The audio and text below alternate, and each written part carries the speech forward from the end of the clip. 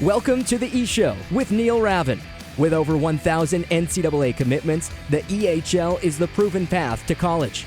Turn it up and learn more about the college placement leader at the Division II and III levels.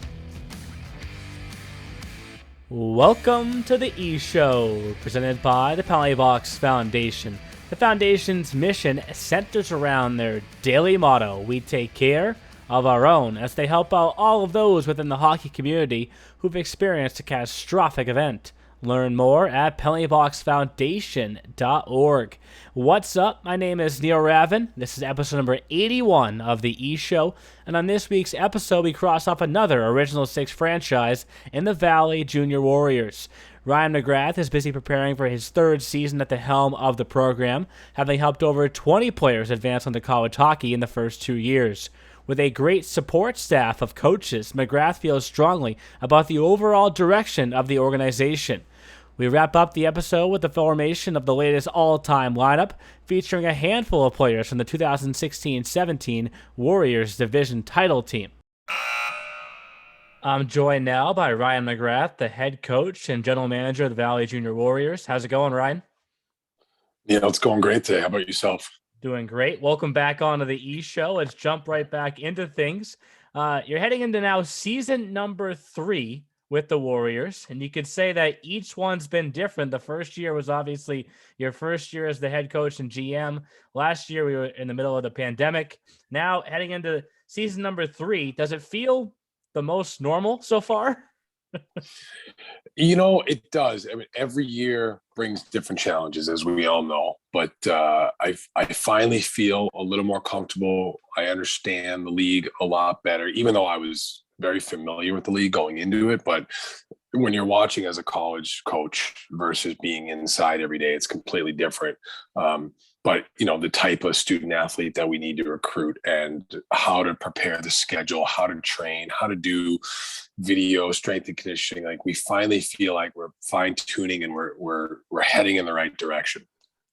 And as you head in that right direction, season number 3, you have 2 years to look back on. When you look back at where you were in July of 2020 and July of 2019, do you feel like you're significantly far ahead compared to those years? 110%. You know, the first year it was just, you know, you're fishing blind. You have no idea where to go. You have no idea who to talk to, you know, whatnot. I was used to being a college coach where I was predominantly speaking to 20-year-old age outs. So now I had to figure out, all right, how do I go out and find the best 18-year-old high school seniors? You know, where do I go and who is the best candidate for an EHL kid? And then fast forward a year later to the, you know, July 2020, you know, how do we had a decent first season, you know, a lot to work upon, you know, how do we improve that? And then, you know, fast forward another 12 months and we now have 24 college commitments in 2 years. I know you're going to get to that. And I don't want to jump ahead, but, you know, now it's, okay, how do we replicate what we just did? And it's almost harder. Yeah. And when you look back at the records over the years, your first year, 13, 31-2 in 46 games. This past year, not as many wins, but not as many games played, right? So you're 10, 26-2, obviously in 38 games, but you had to play really in your division the majority of the year. I know how I feel, but I didn't think that your overall record was a good indicator as how good your team actually was. Did you feel the same way? I used to always say that people that said that were just, you know, traditionally just part of losing teams a lot, but I felt that this year. You know, we had a ton of 1-goal losses. We only had like one game where I felt like we got blown out. And, you know, we were in every game. We were just 1 or 2 bounces away from getting the win, or, you know, we just couldn't, it was hard to put together a complete game this year. Like I tell people, like we'd finally start scoring and, you know, we wouldn't get goaltending, and we'd finally get goaltending, and then our defense would, you know, have a tough night. Right. Or we'd play a great 5-on-5 game and our power play wouldn't show up. So it was really hard to be consistent. And, you know, we played some really good teams. Like the Boston Junior Rangers, they're an awesome team. Like no ifs, ands, buts about it, right? And we got to play the Lumberjacks and the Avalanche and the Wolves before, and Seacoast before everything kind of shut down. But then once we were stuck inside Massachusetts, like it was just like every night. The Wizards were good. Walpole was awesome, right? Like these teams, Worcester did a great job. We didn't win against Worcester. I think we went 0-4 against them. We couldn't figure out a way to beat them. And you're the only team in the league that had a win against both the Rangers and the Avalanche, who were the two teams that battled in the championship. Do you find yourself looking at those victories as maybe the golden moments, if you will, of this past season? No. I mean, those wins were both good wins, but they were wins that we earned, and they weren't, they were nothing like, the guys didn't feel like they wanted to stand the cup after those wins. Okay. The golden moment came. And again, I don't want to hop ahead, but when you look back and you see the amount of kids we secured college commitments for, or the kids that secured themselves, that's, you forget about the losses. You forget about the long goal losses or the injuries or the bad bounces when you see that list, and you're just so proud. Like that's kind of the golden moment for us. Yeah, and I want to get to that in 1 second because you brought up the losses, and I don't know if you know the number, but there were 16 losses by 2 goals or less. So that's over half of your games where 2 goals or less. How much time in the off season do you as a coach with your staff spend looking at that number and thinking back on it? And how do you correct that for the future? Right. Well, that's the best part about whether you're coaching college hockey, pro hockey, junior hockey, is the season ends, right? And you get to, unlike any other industry, you get to press the reset button and you get to look back and say, okay, what did we do good? And where do we need to improve? Both, from a business, from a player experience, from recruiting, whatever it might, every facet of our program. And one of the things that my assistant, Michael Clardy, and I, and our 2 premier coaches, Brett Heigl and Matt Mareshi, we've really looked at is, okay, now we've got good student athletes coming here. Now we need to improve our structure. We need to improve the way we train. We need to improve the way we practice. We need to improve the way we do video and get it all on the same page, tighten it up. So we feel this year we're going to decrease that number of 1 and 2 goal losses. And hopefully when we've got our structure and we've got our culture going in the right direction, we can flip that around and turn those into wins. Yep.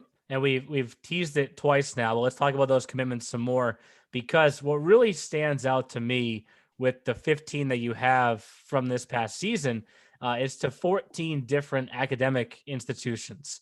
Was that the goal, or was that kind of just the way it played out with this class of players?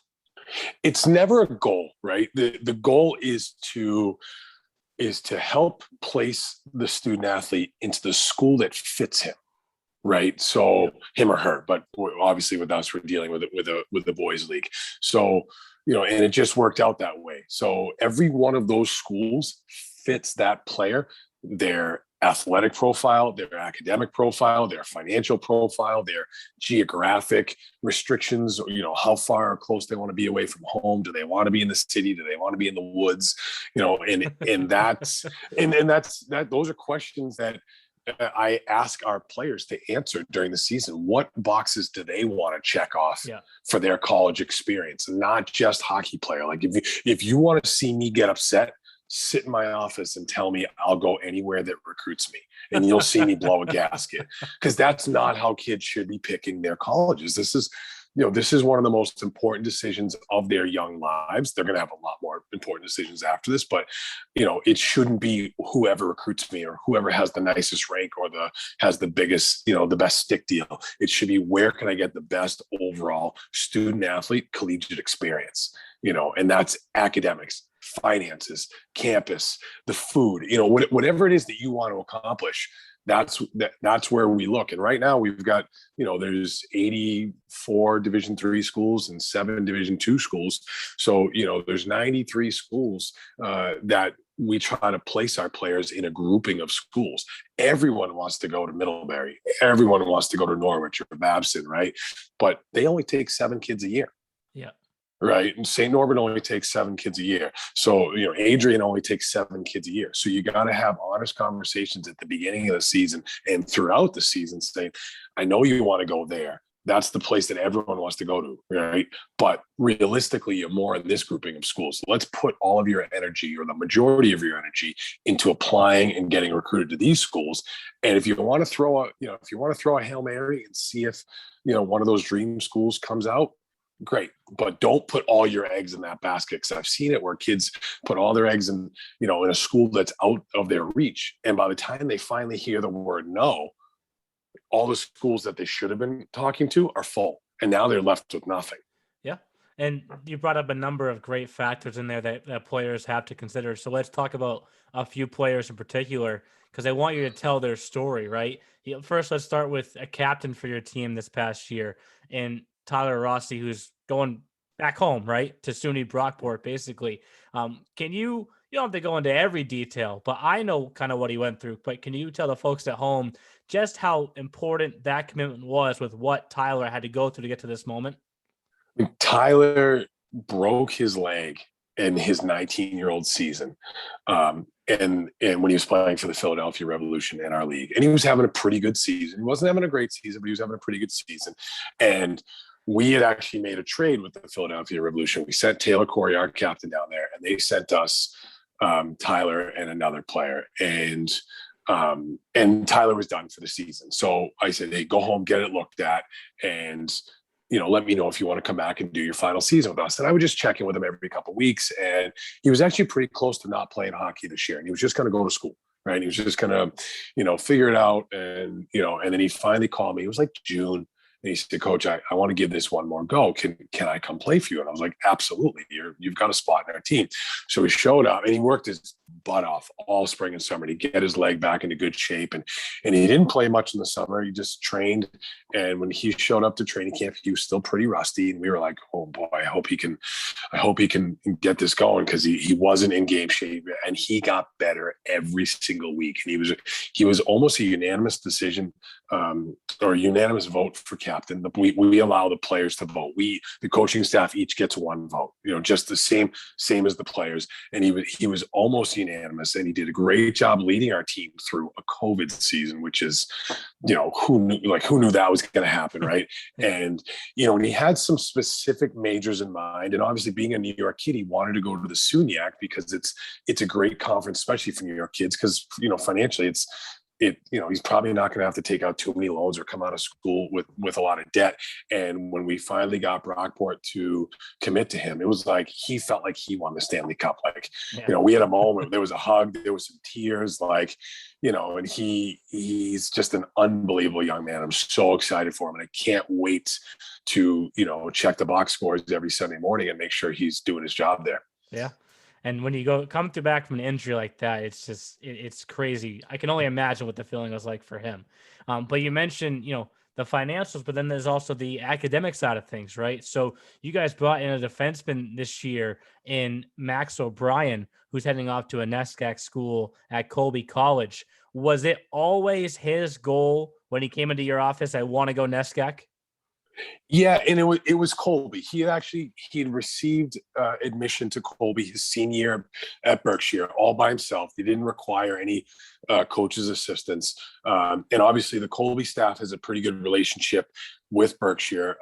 Coach Blaze McDonald's son was Max's teammate there. So he'd watched them play a lot. And he said, Max, go play junior hockey and figure it out. And, we'll see if there's a spot for you a year from now. And I had met Max working for Paul Vincent's hockey in the summer. Max and his sister have been attending PV hockey down in Falmouth for probably 10 straight summers.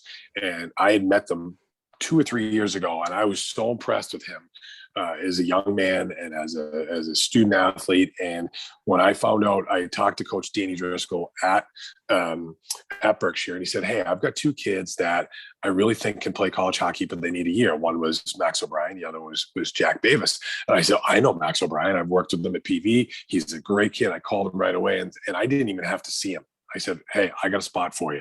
Come here and we'll get you to Colby. There's no way they're going to say no to you. Let's get you going. And he was like, it took him probably less than a week. He could talk to his parents. He's a really smart kid. He did his due diligence, called me back and said, Coach, I'm in. Didn't, drag it out, didn't attend 1,000 tryouts. He said, I'm going to go back down to Falmouth. I'm training all summer with Mr. Vincent, and I want to know where I'm going on August 30th. So this is great. In talking with you and other coaches in this league, I know I never have to really be involved too much in the recruiting side of things. But hearing your stories and what other coaches say, there's so much that goes into knowing what a player is up to throughout the summer and throughout their career. When I talk to you, it feels like you make it a point to really get to know every single player and exactly what they're looking for in their future. It's the only way to do it, right? If you don't know what a kid wants to study or what his financial parameters are, or there's no way to truly help him. Right. You can't just go into this blind. You have to have a plan in terms of how to really, and I joke around that we become real estate agents. I have to know the market. I have to know what every college team is looking for. And being in that spot for 9 years, I know that number is going to change. I talk to I probably call 5 or 6 Division III and Division II coaches on a daily basis. And I always ask, the final question is, what are you looking for the fall of 22? And right now they're looking at the roster saying, okay, I need a second string goalie. I need a right shot D that can play in the power play. And I need 2 left wings. Well, I know that number is going to change because this season, one of their kids is going to get hurt. One of their kids is going to fail out of school. One of their kids, is going to be better than they thought. And so you almost have to call them like every month and say, okay, what do you need now for the fall of 22? Right. And instead of me calling the guy saying, I got the guy for you, well, he may not need that guy. So I got to find out first, what do they need? And then if I have a player that I can pair up with them, great. I'd like you to consider this kid. Or I might not have a player, but the Avalanche might, or Worcester might, or the Wizards might. Oh, hey, we just played the Wizards yesterday, and they had a left wing that scored 2 goals against us. You should look at that kid. I don't have the guy for you, but call Corey. He's got a guy for you. Yeah. And that's such a great transition that you bring up there, because we talked about 2 of your 15 stories. I'm sure we can go on with the rest, but I want to dive more into that league-wide side of things, because I asked this same question to Bill Zanaboni, because both of your programs fall under this realm where it's going to sound tough, but both your programs had more commitments than wins this past season. But at the same time, you were part of this league that has now tied a record with 179 commitments as a league, which is the single season record for 1 year, right? We've tied that number in a pandemic season. And it comes from helping each other out, like you just mentioned with that Corey Fleety example. What do you credit that to? Do you credit it to being, just a tight group of coaches? What do you point that credit towards? Well, believe me, I think every coach in our league would step over each other's dead body to get more wins and more college commitments. We're very we're tight, but we're a competitive group, right? Very competitive. But I'll tell you one quick story. When I first got the job, the first player that I went after was a 99 from Billerica, Massachusetts, that had a great career at BB&N school, and it was playing in another league in New England, a non-USA hockey league. His name was Jack Studley. And I brought Jack in. I had coached against Jack, and I brought him in and I gave him my sales pitch. And I showed him all about our showcases and the week that we play the All-Star week where we play the colleges. And he stopped me. He goes, everything this league does is to help the kids go to college. It was like, he took the words right out of my mouth. And I now use that in my recruiting pitch. And to have a player recognize that, and now he has since committed to Bowdoin College. He would have been there. He would have been a freshman this past year, but obviously they didn't play. So, he'll be a sophomore, but he'll have 4 years of eligibility this coming season. And to hear him say everything this league does is to help their players commit to college. And it's what every college coach, it's what every league coach does, is they're trying to find better ways to, we were the first league, and I wasn't part of the league, so I can't take credit for it then, to go to the afternoon games, the weekday afternoon games, which is the greatest thing in the world. When I explain it to people, they're like, wait a minute, you don't play Friday and Saturday nights? I'm like, well, we do have a couple of those games. But when you play Friday and Saturday nights, college coaches aren't at your games. When you play noontime or 11:30 on a Wednesday, they're there. Yep. And for those that are going to stick around for the all-time lineup, but I don't think this is much of a tease. Jack Studley will probably be in that lineup, but I'll be getting to that part with Jeff. But you brought this up earlier, and I want to talk about it more. As you enter your third season here, the Warriors were kind of just struggling a little bit when you first took things over, but you've now reestablished that culture and built a staff. You brought their names up earlier, but can you talk more about the full staff that you have underneath you? Right. So my our other full-time coach is Brett Heigl. Brett Heigl is the head coach of our premier team. He was the head coach at the Hoosac School. He's actually a former Valley Junior Warrior. All three of our other coaches besides myself are former Valley Junior Warriors, which I love that they are alumni of the program. Brett does an unbelievable job. He brought, like you had said earlier, if, he probably gets coach of the year in the premier this year if a couple things go his way, but he did an unbelievable job with a young group of kids. And he's my right-hand man. And then we've got two younger assistant coaches, both in their 20s. We've got Michael Clardy, who's the assistant on our EHL team, and Matt Mareschi, who's the assistant on the premier team. And again, both former Valley Junior Warriors.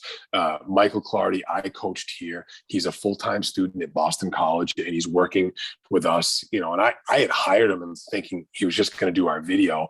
And in one season, he's recruiting, he's running practices, he's redoing our playbook this summer. He's doing everything. Like when he graduates BC, he's going to get a full-time job in hockey somewhere, either in Division I or the American League or somewhere. He's going to do a great job, and this is his passion.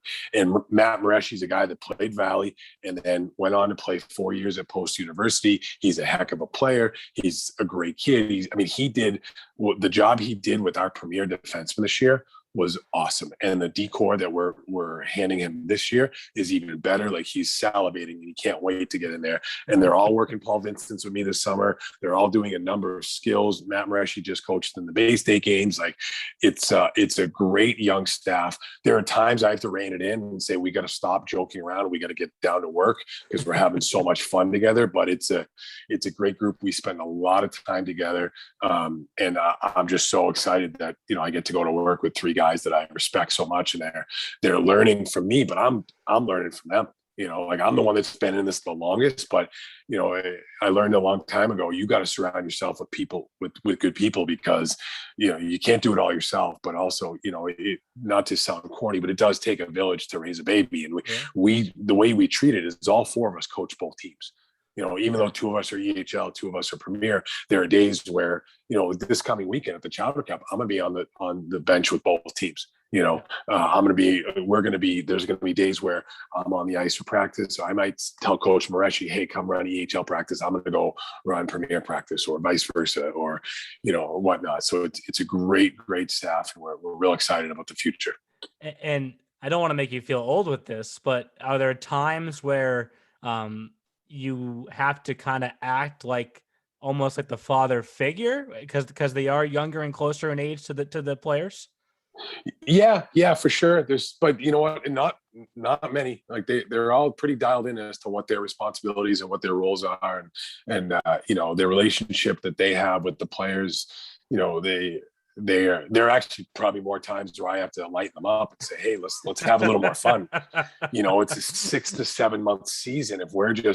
If we're grinding every day, the kids are going to check out that, these players aren't like they were in the 80s and the 90s. Like there's got to be a little more fun sometimes, right, wrong, or indifferent. I'm not sure, but that's the way it is right now. So let's adapt. Right. And, but I don't have to bring them in too much. Okay. I want to talk about Brett some more though here, because he is the other full-time staff, if you will. And one of the first points that I bring up whenever I'm presenting about the league is I point out first and foremost the 12 organizations that have both EHL and EHLP. Of course, there's some that have had great success at both levels every single year. And there's others that have been great at one or struggled at the other, or vice versa. You've made it a point with Brett to really bring that EHLP team forward because of what it can do for your program. when they come out and win a playoff game in double overtime last year, I know the number one moment is still the commitments, but where does that one rank? That was awesome to see the elation on their faces, the players. Like, there had been a couple kids that had been on this team for 2 years. I look at, a guy by the name of Ethan Matuccio, who his first year, like, they only won 1 or 2 games, and he came back because he knew we were doing something special. And to see how excited they were. And I thought the next week, they might be able to really, win one more and get down to Philly. They were in a pretty good position, but Brett's done a great job. And we truly try to, we're loading that team up with O2s and O3s, the kids that we want to bring up to EHL. This past year, we were able to get 2. So Tucker Hansen, who spent the majority of the season on our premier team, and David Zerner are going to come up, and they're going to play full-time EHL guys this year. So in the year before, we had one. We had Drew. Oh my God, I'm forgetting Drew's last name. Our goalie, Drew Blodgett, yes, who just committed to. So for year one, for us to get one guy up, and in year 2 we got 2. And this year, I'm looking at this premier roster that we're still not done yet, but we're pretty close to being done.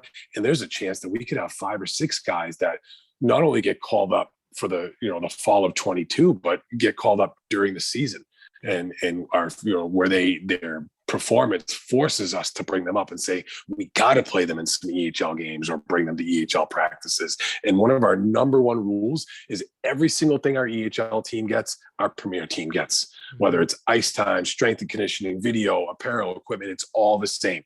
They sign the same registration. It's we want our players to understand that we treat them as equals, right? It's not one is more important than the other. If anything, the premier team should be the most important team because they're the development, they're the future. Yeah, and that brings up a great final question that I have to ask you, because you're proud of every single kid that's committed from your program over these past 2 years. But when you look at a Drew Blodgett, and there's going to be more Drew Blodgetts in the future, players that work up from EHLP to EHL to NCAA hockey, do those ones rank just a tad bit higher for you? Oh yeah, and go a year further. Drew had played for Andrew Andrikopoulos on our U18 split season team when he was a senior in high school. So he's been a 3-year Valley Junior Warrior, right? So I mean, he literally epitomizes everything that we hope for, and he got better every single season. And he had some come to Jesus moments in those 3 years where he had to make some choices and some sacrifices to change and to improve, and he did it. And when he called me to tell me that he was committing to Post University, he was almost speechless. He was, so thankful and so just grateful. And, we're so excited. We get 2 players going to Post, and they got a great coaching staff. Timmy Richter's the assistant who I coached at UMass Boston. And now we have Matt Mareshi. Matt, who is our premier assistant, took time out of his day and drove Gary Oppenheimer and Drew Blodgett down to Connecticut and showed him all, in not even what the coach is. He showed him where he lived and where all the good pizza is, and where the soccer girls live. Right? He showed him everything that you're not going to get from the coaching staff. Right? And talk about a great college visit in a year that there weren't many college visits. They were sold on the spot. They were halfway back, and they called me. They said, if Coach Whitney offers us, we're going. This is the place for us. That's an awesome story. So I appreciate you coming on the Valley Junior Warriors program. And I know it's just going to be your 3rd year, but you're making some great strides with both levels with Brett Heigl. I know you're busy recruiting this offseason, but before the season starts, I do hope you get a chance to enjoy a little bit of the offseason. We will. We've got a big week this week. We have our final combine. We've got 35 players coming in Tuesday and Wednesday to enjoy some training, and then we're bringing 2 teams to the Chowder Cup this weekend, and then we're pretty much done. And after that, we've got all our players have 5 weeks to finally prepare for August 30th, which is the day that our season is going to start. So I've got a vacation planned in August, heading up to New Hampshire for a week of hopefully just pontooning and fishing and listening to some music. And my fiance and I are preparing for our wedding this year, so that's been a lot of fun. She dragged me around to all the stores yesterday doing the registry, which was a lot of fun. Let me tell you something. But we're excited about where year 3 is going to go, and I can't wait for August 30th.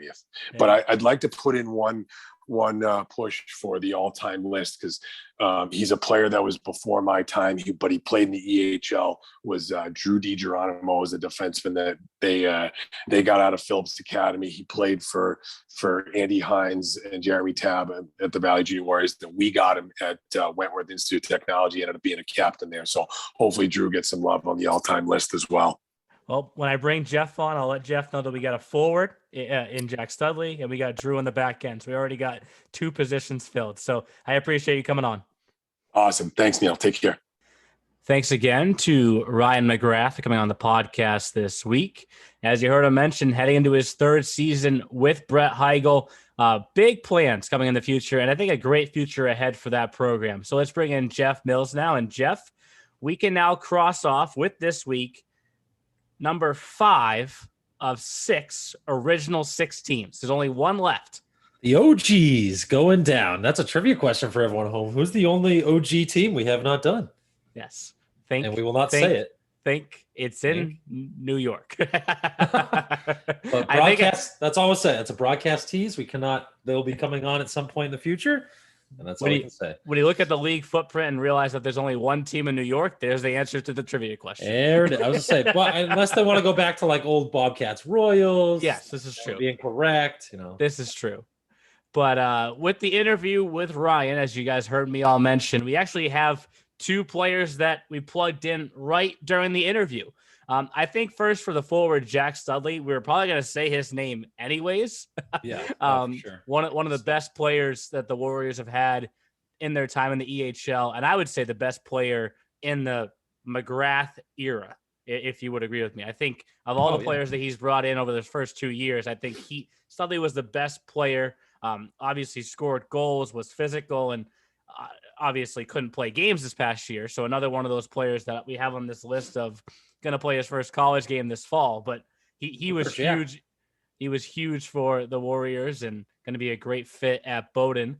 And then I'm glad that Ryan said this name during the interview, because when we were just talking offline for a second, Jeff, this name is what we like, almost the same that we got all tongue twisted over at the finals. Sure is. Drew, give it a try. Drew D Geronimo. Oh, and he was a defenseman who was on the Warriors in 2015-16 and got recruited by McGrath to go to Wentworth. So that's kind of the connection there, is that he did play for Ryan, not with Valley, but at Wentworth. And then Wentworth, obviously he left Wentworth to become the Valley head coach. So we got a forward, we got a D.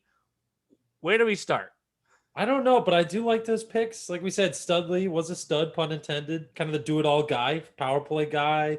Even had some shorthanded goals, some game winners, some PIMs, was up in the almost 50 range. So you can. But he was one of those players that like got penalized because he was just stronger than everybody else. Yeah, he was tough. He was tough as nails. Like it's not the best comparison, but like Charlie gets penalized because he's just bigger than everyone else, right? Like Studley gets penalized because he was just stronger than everyone else. For those that didn't watch the finals, the reason I said that about Drew is because there was a goalie on the Lumberjacks EHLP team, Giacomo? Yes, that Jeff and I, there was a 5-minute span during the broadcast that people were probably like, who are these 2 baboons trying to call this game right now? Who are these stiffs? They can't even get a word out of their mouths. Wow. I was sweating. You were sweating. We were like, all right, hit cut on that one. We'll just go save by the goaltender. Save by the tender. Let's do this because we want to stick with tough names. And for those that ever go to the Valley Junior Warriors page on Elite Prospects, it's going to be tough to find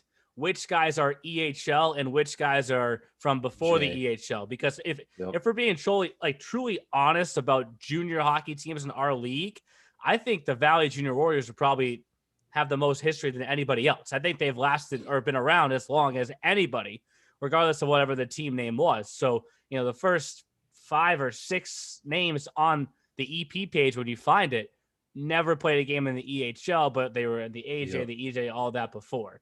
But that's what I thought too. I was like, Coochie, who? And then you look at like, oh, Chicago Express. Okay. Yes. So let's do tough names forwards. EHL, Paul Budasov.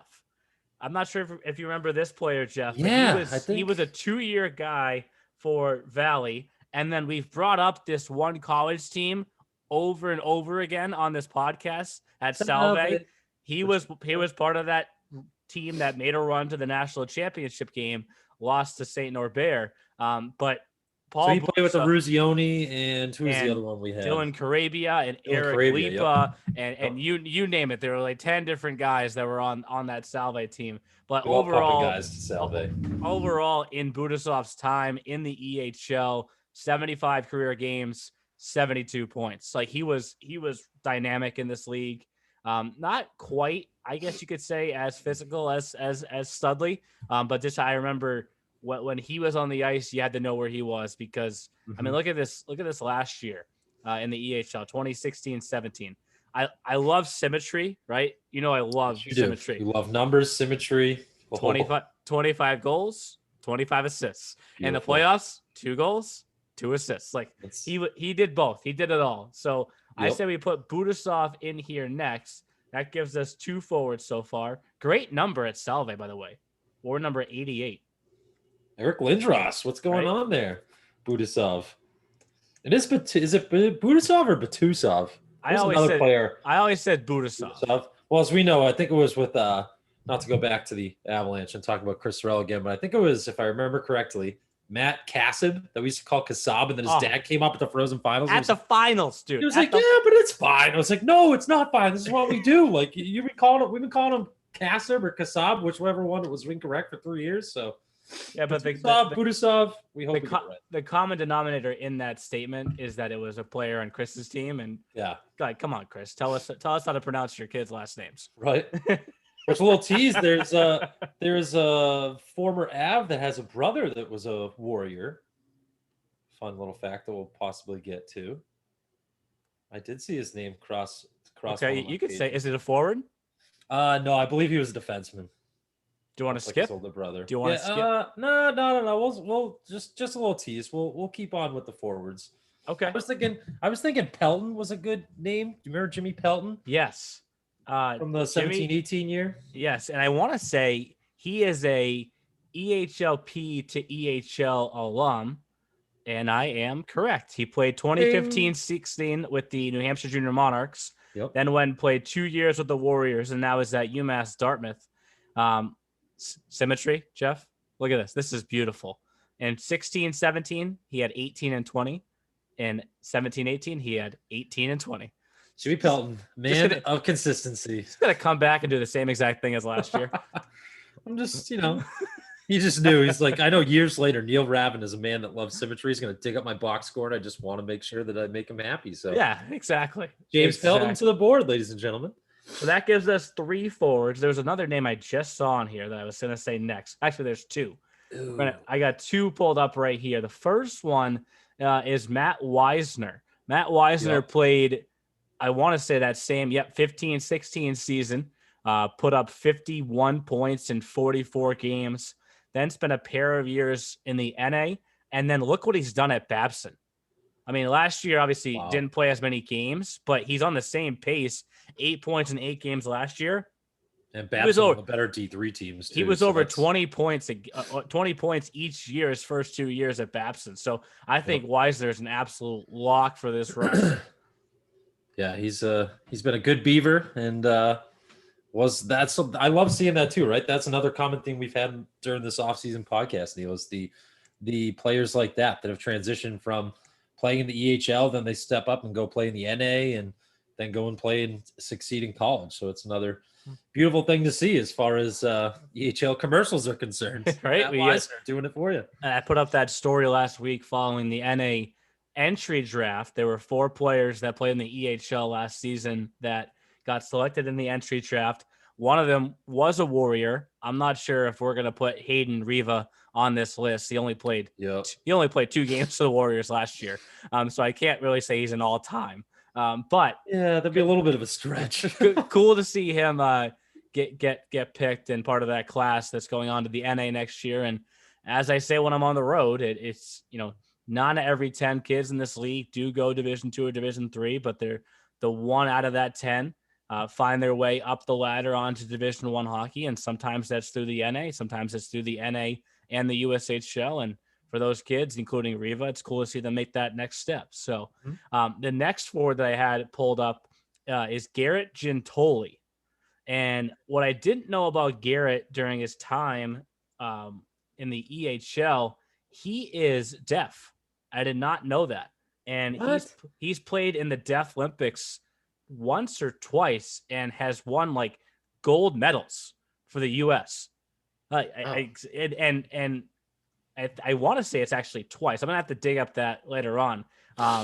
Isn't he going to the school that Mason Palmer's going to, the Milwaukee School of Engineering? Yes, he graduated from MSOE. He's played 4 years there, but he was a part of the Deaf Olympics team. I want to say the last 2 years, and I would love to get a chance to talk to him because it's something that we just, you and I, like, and everyone, right? It's something that you never think about, right? Like, how do you know when it's time to get a change? I don't know. Like it's a different level of communication that you have to have on the ice in order to play, right? Yeah. So he spent 2 seasons in the league, and overall 89 career games, 51 points. Like he was excellent in this league. From 2015 to 2017. I think a trend that we're seeing right now is one of the best Warriors teams was that 16-17 team. I'll pull up their record for you right now. Let's see. Got to scroll to the bottom. Come on.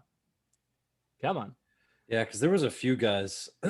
We already have Pelton from there. We have Budasov. Matt Henderson, I guess, is another one we could put on there at some point. Let's do that one. You know why? Story time? Where's he from?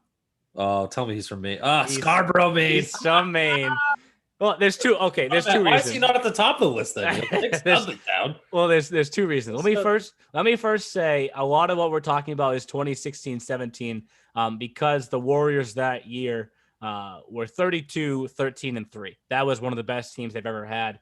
Yeah. And if I remember correctly, they just beat the crap out of people. They weren't one of those teams that scored like all the pretty goals, but they would just wear you down. And I remember that was Andy Hines' mantra when he was there, right? It was just beat you up, grind you down.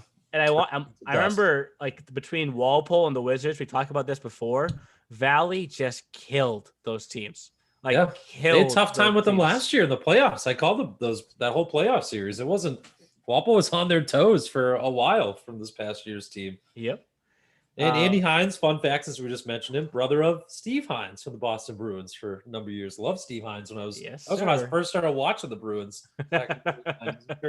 Justin Squitieri will love to hear that at home. Back when I started my Bruins fandom at 8 years old, Andy's brother Steve was playing. He's a good player. Matt Henderson, from my hometown, not even just Maine, from my hometown in Maine. I don't know why we did not bring this up during the interview with Ryan. I know he never played for Ryan, but he was part of that 16-17 team, 40 points in 48 games.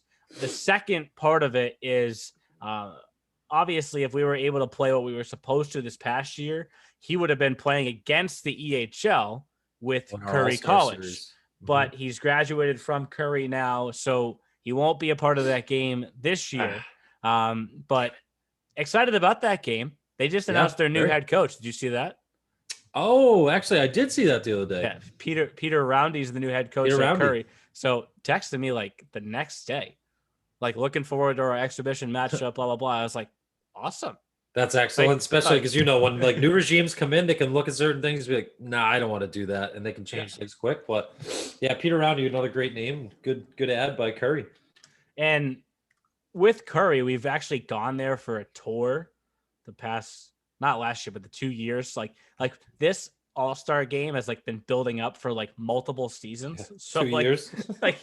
We started talking about last year, so what do we get thinking about for broadcast? Are we going to do 3 camera setup like Frozen Finals? We can do this, do that, and then squashed, canceled. Yeah. Never mind, scratch that. Yeah, hopefully this season. Fingers crossed. No. Let's hope not. We actually have another player. I'm interested to bring this up for conversation. I think we mentioned this before because we've already did his team that he was on most previously. Ryland Dukes is a Warrior Express. Do we have him on our Express roster? I can't remember. He was not on the Express roster.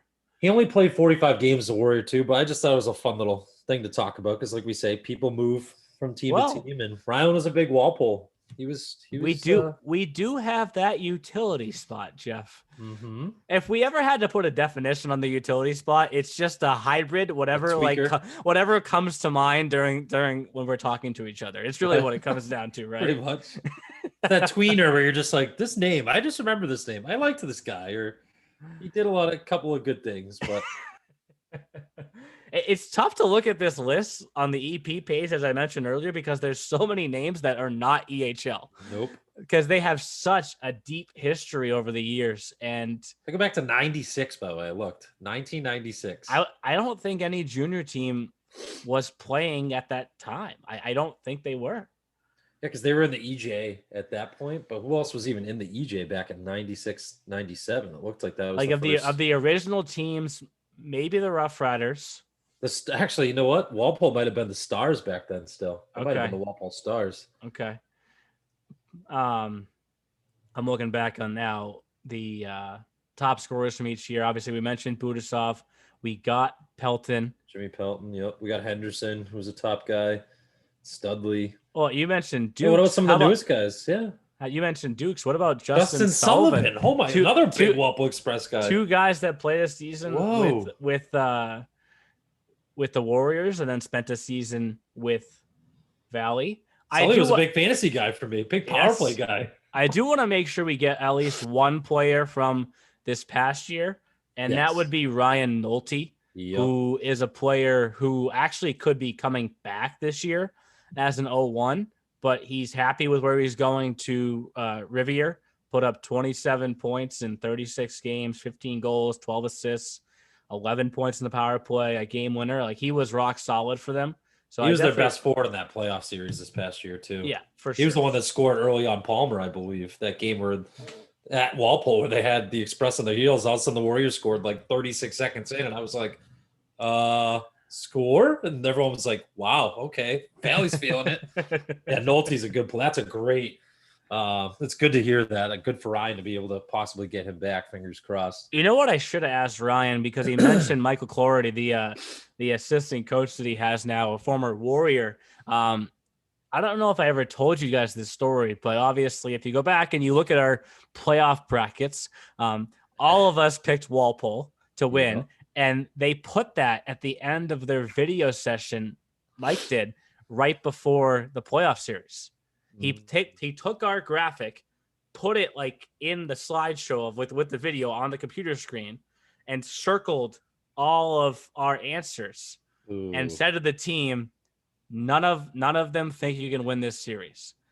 Obviously, it played out the way that it did, but it was a battle. Like, it was not easy. You said it numerous times, but I think that's what was exciting. But honestly. That's what that when we first started this podcast in January of 2020, like, it was like, let's see what this thing does, right? Let's just create some more buzz. What it's become, they eat it up, right? Yep. Like, I cannot wait there's a long way between now and then, right? It's a long way between our playoff brackets for this year, right. But I cannot wait to do it all over again. It's exciting because the coaches use it, and actually, like you said, Ryan was probably one of our biggest coach fans of the podcast, right? He would always text me, you and Brittany, like every Thursday after you would listen to it, or Friday, whenever it was that he got a chance to get to it. And he would specifically, I used to talk to him before pregame, whenever they were playing someone that I was going up against for broadcasting. And he would say, like, oh yeah, I talked to the guys in practice yesterday. I yelled at them about how the E crew, it doesn't pick any of you guys. You just stepping up because you want to get picked, don't you? Did I ever tell motivation? Yeah. Did I ever tell you what the Maryland owner said to me? No. Oh, actually, I think you did. But so I was the only one that picked the Rough Riders to win that series of the four. That's Murray Gunty, wasn't it? Yes, and I called him like a month later about something not even related to the playoffs, and he was like, "Is this you calling to apologize for picking Connecticut and not us?" And I was like, "Ooh. What?" I was like, "The season just ended like 3 weeks ago." Like, it was awesome though. Yeah. But a few more forwards to rattle off here because we got 7 so far. How about Tyler Bonapane? There's a newer one. Yeah. Well, you know what? I think we're gonna have to figure out what to do with this utility, because I think we have to basically pick one guy who from that class of Dukes, Sullivan, and Bonapane that went and played somewhere else. I would say, right? Let's say they both left to play Walpole, and then Bonapane with Connecticut, and was a machine, a points machine this past year for the Rough Riders. I want to put two names in first. Matthew Burneau. Burneau. I think it was Burneau. Burneau. Yeah. He was on the 2015-16 team with Valley. Started his college career at Skidmore. Transferred to Johnson and Wales. It's really taken off since then. It's down the street from me. But I definitely want to put him on this list. Matthew Burneau, welcome to the all-time. And then there was another one I had pulled up, which was Brad Estrada. This was the year before Ryan came on board. Brad was the captain. He was the best player on this team. 38 points in 44 games. Went on to Northland College. Mm-hmm. So I want to put Brad here. Yeah, that's the other thing about the Warriors. They've had a lot of guys that were good that just played 1 year and then would advance to college. So that's kind of tough too. As some of these other teams we've gone through have had guys that have played for 2 years, 3 years. So you look and you see they played, upwards of almost 100 career games. So yeah, they have a lot of guys that were good. They came in, did their job, and then went to college and left. So yeah, exactly. There's nothing wrong with that. I have another one here in Dom Norris. Does this name ring a bell? Dominic Norris, I think so. So he spent 1 season with the Warriors, 2017-18, 34 points in 47 games. And what stands out to me about Dom is in 2017-18 was the first year of the New Hampshire Avalanche. Mm-hmm. Overall in the league, we had 12 total shootouts that year. And the Avalanche lost like 5 of them, right? Probably all in showcase play too, because Chris hated showcase play. But like 3 of them were to the Warriors, right? Yep. And every shootout winner was Dom Norris. And I remember calling the shootout winners, and I just thought it was so funny how it was the same guy each time, and he was good for them. Like the TJ Oshie of the Valley Junior Warriors for shootouts. Just like put him in, set it, forget it. 34 points in 47 games. The one night in particular that stands out for me was the night that they changed the name from the Haverhill Valley Forum to the Paul T. Gilmartin Memorial Arena in honor of Paul's father, which was a shootout victory for the Warriors over the Avalanche, and Dom Norris scored the shootout winner. So, so we're going to throw him in there. I do think we can put Ryland Dukes in this 12 now. Okay. And I'll say him and Sullivan were good. They were productive in their 1 years there. And then same with Bonapane. He was productive as well. And he was supposed to go to college. Like Dukes in that group, like Sullivan and Bonapane weren't committed. They were committed to come back and play another year of juniors. Yep. Dukes was supposed to go to college. He was lined up to go to Wentworth. This is now going to Gustavus. But because of everything, school. because of everything that took place this past year, like couldn't start at Wentworth. So that's why he came back to the EHL. So I think that kind of gives him a little bit of a different feel, if you will, than Sullivan and Bonapane. Mm-hmm. And that gets us down to 1 so far left to go here. I found a couple of names. I mean, looking at 17, 18, Chris LeMay, Charlie Davis. You get a couple of guys there. Got some tough names. We got Nico Mulikelis. I don't know if you remember him. Oh, I remember not being able to pronounce his name correctly. Great lettuce. Wait till you see the hair on this kid from Chi-Town. Holy heck. What about Luke Richards? Luke Richards spent the 2019-20 season with Valley, which was Ryan's first year. He committed during that year as only an 01, so he was at that time 2 years really away from being an age out. 26 points in 44 games. Committed to Stonehill. Could have honestly come back and played this past year because of all the shutdowns and whatnot. But Yeah, that's a good one. Could come back and play this year. He's only an 0-1, right? Like he's only an 0-1. In that 2019-20 season, 26 points in 44 games. So I think he would be a great way to round out the forwards. Mm-hmm. And we got to go 2019-20 here. And that gets us to the D, which has already been started with for the second time. D Geronimo. D Geronimo was the captain in 15-16. Another name, there's been so many players over the years that you almost like you forget players until you see their names again. Mm-hmm. In 2018-19, I want to say that Colin Montgomery was one of the most underrated defensemen in the league. I don't think a lot of people knew just how good he was for Valley. Mm-hmm. As a defenseman, he had 38 points in 41 games. Yeah, that's pretty damn good. Like a lot of power play apples too. So he's a good guy to put the point. That's pretty damn good. Yep. So I think that gives us 2 so far. And then you could go from this year's team who Ryan had. Tyler Rossi was a good player for him. What an awesome story that Ryan told there on the podcast. Because it's tough when players go through injuries. There's only so much I feel like it's comfortable to say. But Ryan, being close with Tyler, knew that would come up. Rossi breaking his leg in 2019-20 and then fighting back the way that he did to be a part of this year's team or this past season's team as their captain. It's just special. And then to see him commit is huge. And you could tell how much that one commitment in particular meant to Ryan. Yep. And you know what? There's one more D from this past year as well. And he was on the Brits commits. Fantasy guy that got hurt, right? Besides Rossi? I hadn't got to that one yet. Yeah, we're going to get to that one. I was going to say Max O'Brien next. Oh, okay. A 2000 with 11 points in 40 games going to Colby College. Kind of more of a defensive type defenseman. Yep. But he was rock solid. Yeah, he was good. Him and Rossi played a lot of minutes for Ryan. A lot of double shifts in that Walpole series. You received 47, 48 out there a lot. These guys that they leaned on. And they were good. Very sturdy defensemen.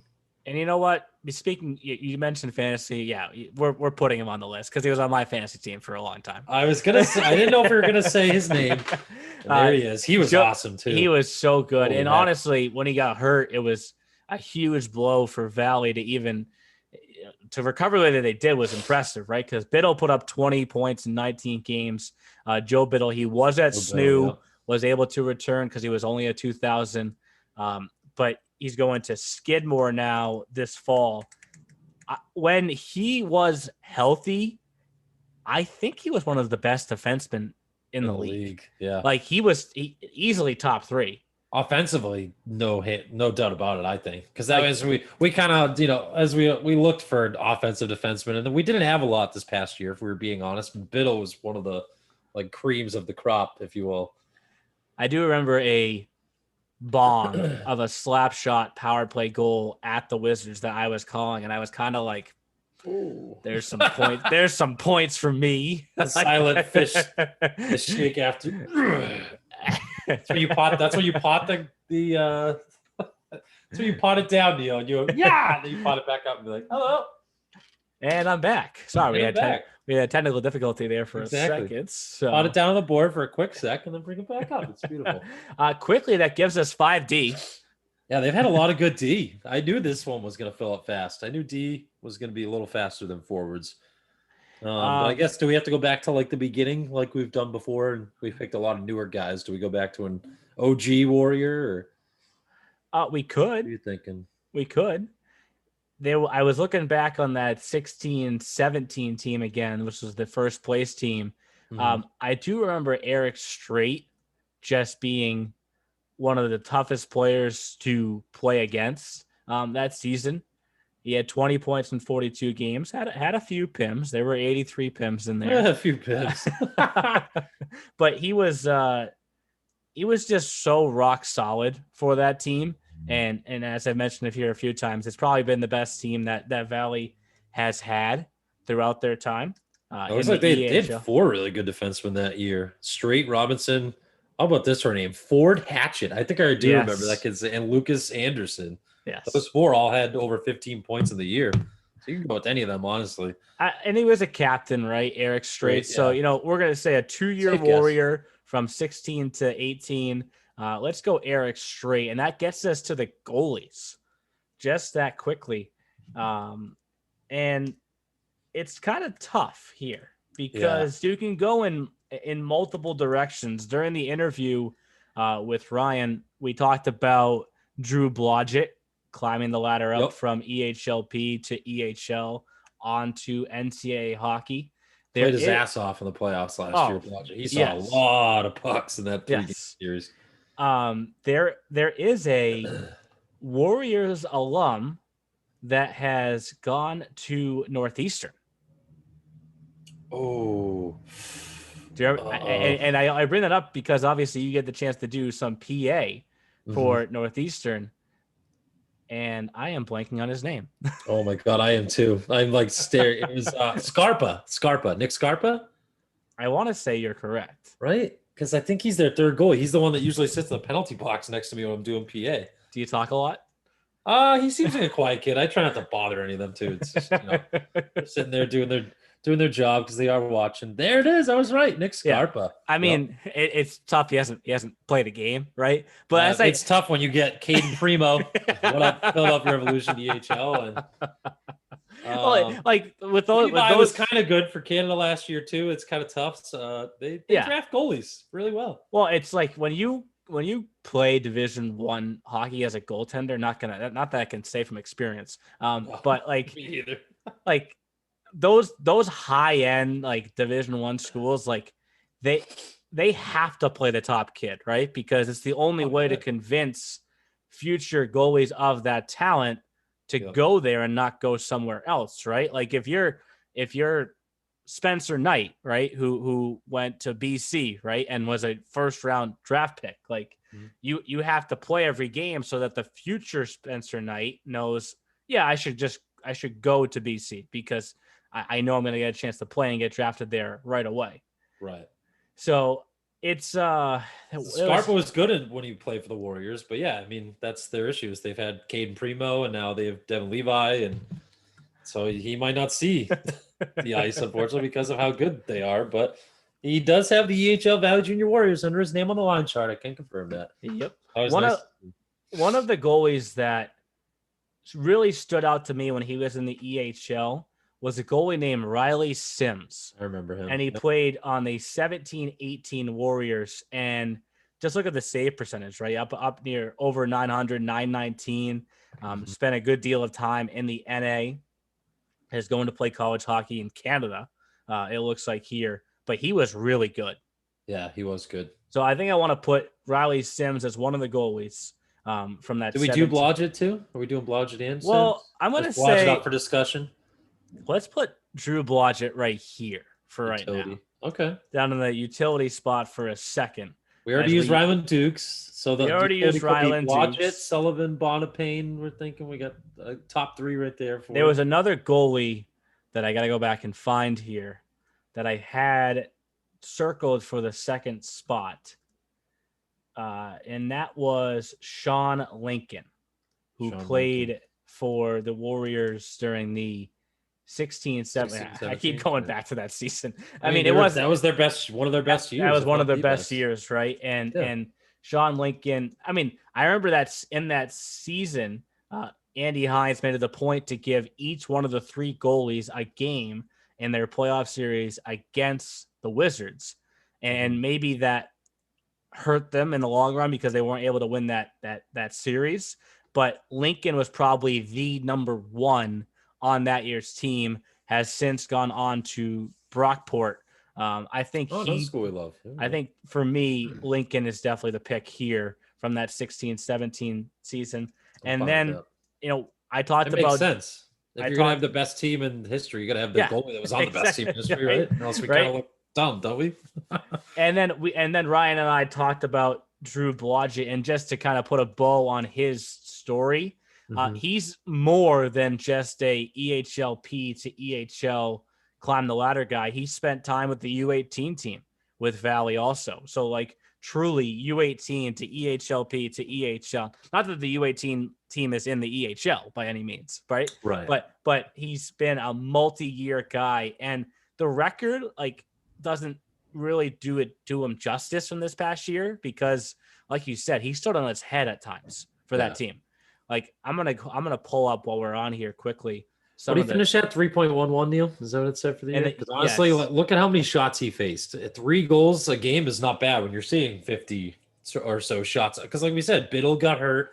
They had to keep moving things around defensively. So he started seeing a lot of rubber. And he honestly made some huge saves in those playoff games. I know they didn't win one, but... And I said this earlier. They were the only team that had a win against the Rangers and the Avalanche and the Express. They were the only team in the league to have a win against each one. He had the win against Walpole, and he had to win against the Avalanche, a game that I'll always remember, October 1st. He had 65 saves.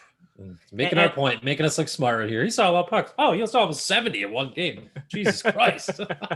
So, and not a shot at Chris, but every now and then the Avalanche have a tendency to hit the shot button a little bit.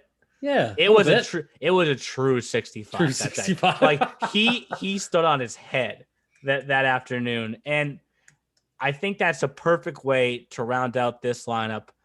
Forward core, there's some good names in here, some tough names too. Tough names, good names. I'm glad you brought that up because that was one thing we definitely wanted to talk about because we talked about it all year long. Was don't judge this team as we round it up, like you said. You can't judge last year's team and Ryan accordingly on their record because of how good they were against the best competition. Cody would tell you that. Cody was up and down the bench yelling at the guys, telling them to stay locked in the whole series, even though they ended up sweeping. He knows that they were a tough out. They were. Yeah. I'm excited to see what Ryan has brewing up and what he's going to do for the season to come. Another team that honestly, I'm going to say a Frozen Finals appearance is coming soon. Like I really will say that. Yeah. Like it's coming soon. Ryan's been in the college ranks for a long time. Like you said, with Wentworth, he's got a deep pedigree. He's a younger coach. He's hungry. He's competitive as hell.